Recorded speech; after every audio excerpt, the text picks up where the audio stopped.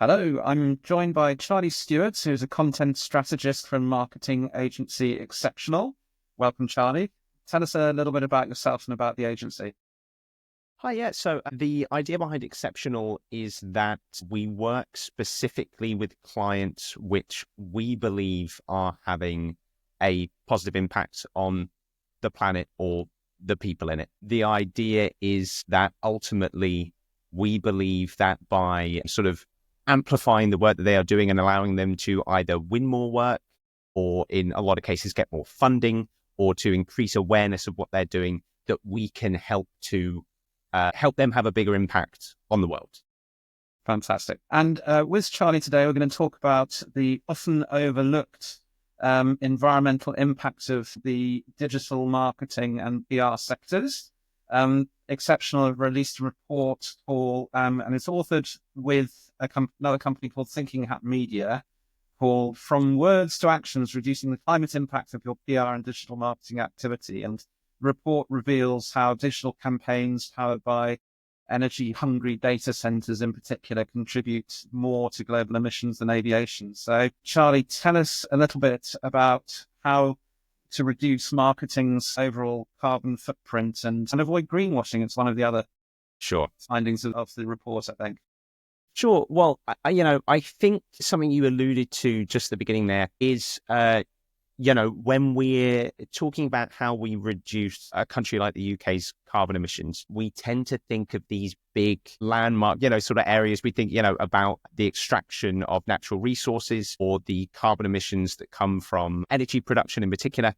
But the fact of the matter is that the UK, for better or worse, is a service-dominated economy. And part of that means that when we're looking at things like the fact that people work from home, or the fact that the vast majority of work or interactions between different companies are done on the internet, that the impact of data centers has a huge impact on the country's overall carbon emissions. And this also, of course, has a huge impact on companies that are individually looking to reduce their carbon emissions or to reduce the carbon emissions of the partners and the supply chains that they're working in. Right now, total percentage of the carbon emissions released by data centers all over the world has just surpassed the aviation industry a couple of years ago. I believe it's now between around 2.5% to 3% of the total carbon emissions of the planet come from data centers. So obviously part of the challenge of this is that those emissions are not obvious to people who are working online for the vast majority of their lives, or are, instructing services of companies that work primarily in a sort of digital space. There's always the risk, I think, that the digital world is seen to sort of exist in a parallel universe, in this sort of like ephemeral space where it's not actually impacting the physical world in any way. And that's not true.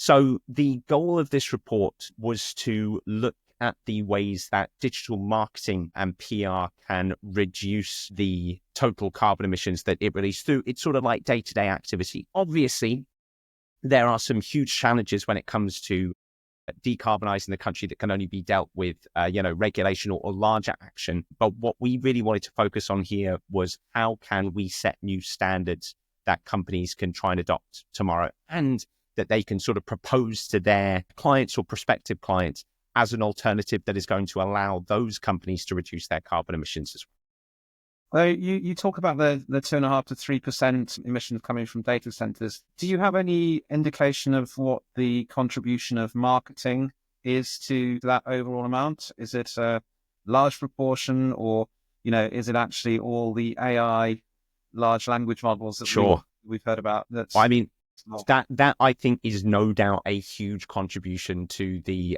growth of that.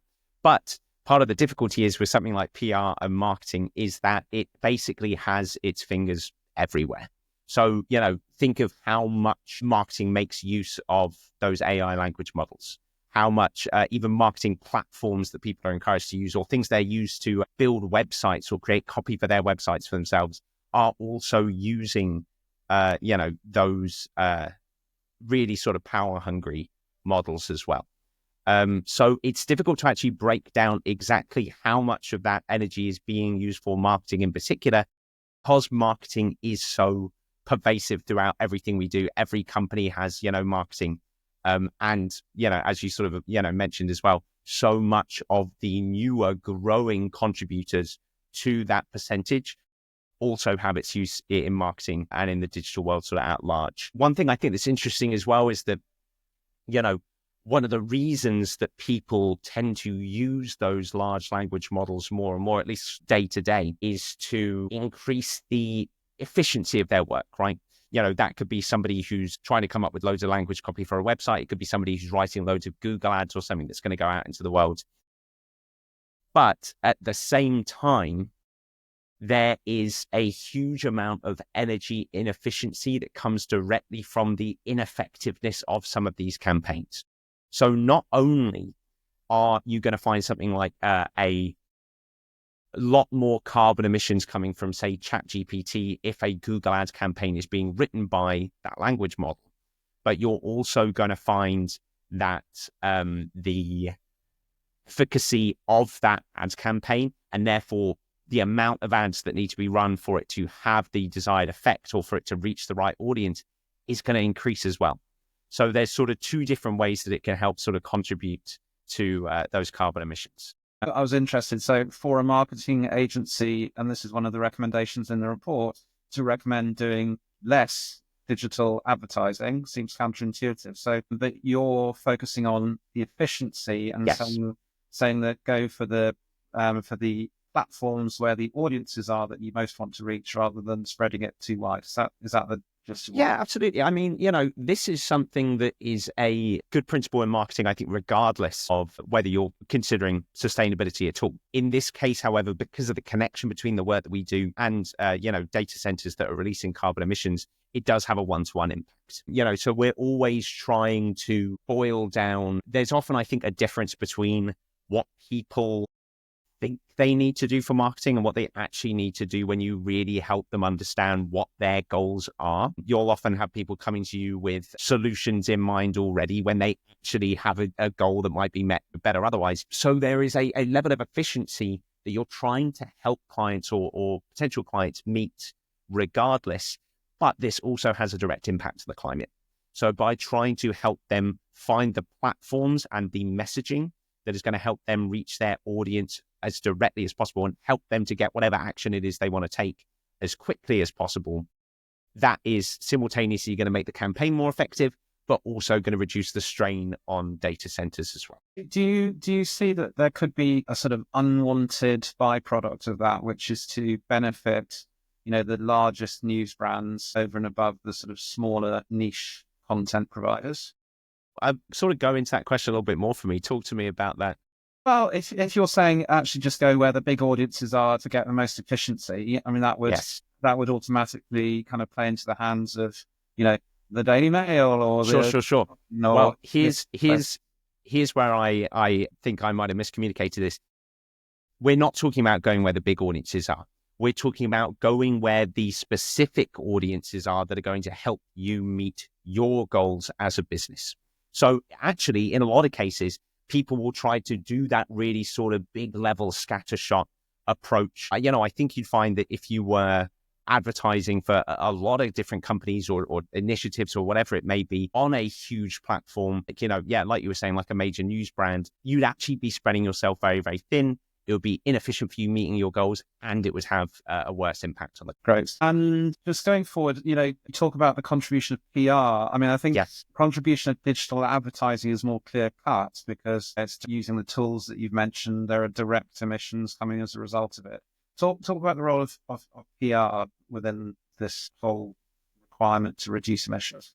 Yeah, for sure. So I think, on a first kind of immediate level, anything we can say about digital marketing is also going to apply to PR when it comes to choosing the right platforms, making sure that you're using sort of green data energy providers, because, again, we're all operating in the same digital space. The difference, I think, comes in the fact that PR has a unique opportunity to clearly communicate the severity of the climate crisis to people in a way that they're going to understand and find most digestible. There is undoubtedly a lot of history, I think, of PR being used for, as you brought up earlier, greenwashing, right?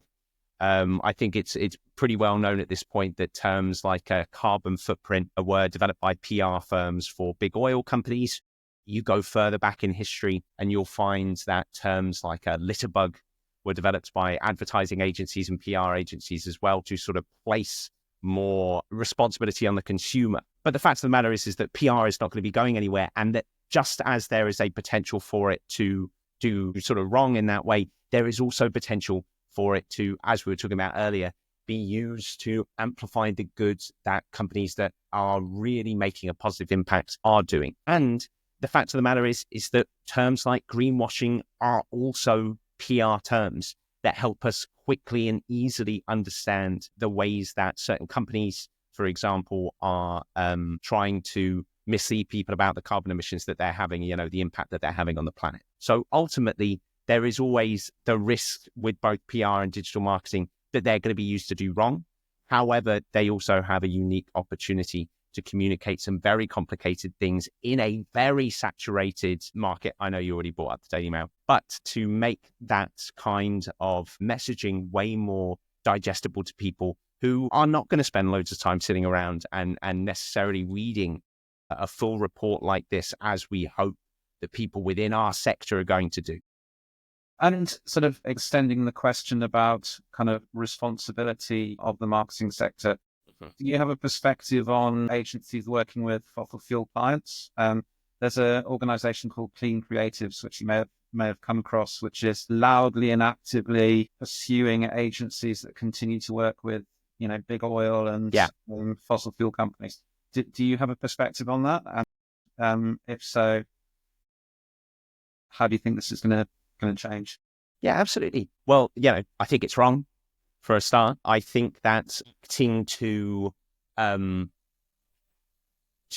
rehabilitate some of these companies in the eyes of the general public, it almost exclusively is used to help them continue doing what they are already doing. I think there's no doubt that one of the reasons that we talk about terms like greenwashing at all, as we sort of already got into a bit, is because there is an understanding that unless you are selective about the types of clients that you work with, and unless your company is driven as much by, if not more by purpose than it is by profit, then you are basically laundering what they already want you to do, in terms of reducing people's understanding of the impact that some of these companies are having on the planet. And I think there's an obvious moral imperative not to do that, and to pressure companies that are doing that to change their practices. So just checking, Exceptional doesn't have any fossil fuel clients hidden in the bottom. We do not. We are a certified B Corp. Any clients that we've had in the past that fall under, things like alcohol, for example, have been long declared and we're no longer working with. We're also subscribed to the Better Marketing Act as well, the Better Business Act, and Marketing Declares. We're always trying to look for ways, obviously, to improve what we're doing as well. That largely is always going to come through, I think, being really selective and having really in-depth conversations in-house about the clients that we're considering taking on. So, there's always going to be room for improvement, but I am not worried about Exceptional being caught out with, big fossil fuel companies or anything like that. Okay. So just to finish off, give us a checklist of the ways in which companies should be looking at their marketing activity to reduce carbon emissions. What are the key things that they need to be taking note of? Sure. I'll try and break it down to just 3 clear, easy things. Number one, as we already talked about, I think the efficiency of the campaigns that you're running. How, are you putting out 1,000 ads a day that are not actually reaching your audience, so that you're just hoping that it's going to be ticking away in the background with money being thrown at it? Or are you really considering what your goals are, the platforms you're using, where your audience is, so that you can make sure that regardless of anything else, you are using less data and having a better impact through your campaign that is going to be better for your business? Second, consider the data providers that you're using. So there are a lot of green data center companies that are out there that you can research on. I won't advocate for any individual one at the moment, just in case, as always, be wary of greenwashing and make sure to do your own in-depth research on that. And then finally, I think, consider the people that you're working with. Obviously, that's a shameless plug for, the work we do at Exceptional. But it also has a huge impact, all the way back to your supply chain. Take a look at the companies that you're working with. Consider the impact that they are having on the planet that you might not have thought of, just as people often don't consider the impact that their digital activity is having as well. Similarly, all across your supply chain, all across your partners, there's certainly always work to be done. There was one other section that sort of interested me in the report, which was around using inherently efficient tools and formats. So you mentioned, for example, on websites using the WebP format for images rather than JPEG or PNG, which are much larger. Are there any other examples that you have of that type of practical solution?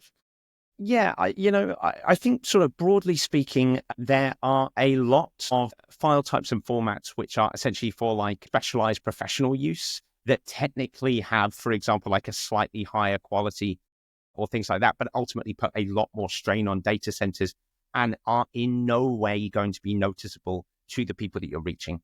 Again, I think this ultimately comes back to sitting with your goals and thinking, is this really the most efficient way to run our campaign in terms of reaching our audience? And then considering, well, is using a smaller file size or using a smaller video size that has no noticeable impact on the quality actually going to impact the results of the campaign? The answer is almost certainly not. Is it going to have a positive impact for the planet? The answer is yes. And Charlie, just to finish off, where can people read the report? The report can be found at exceptional.marketing/digital sustainability.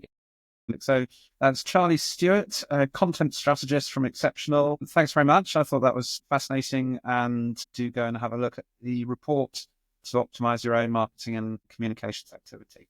Thanks very much. Thank you for your time.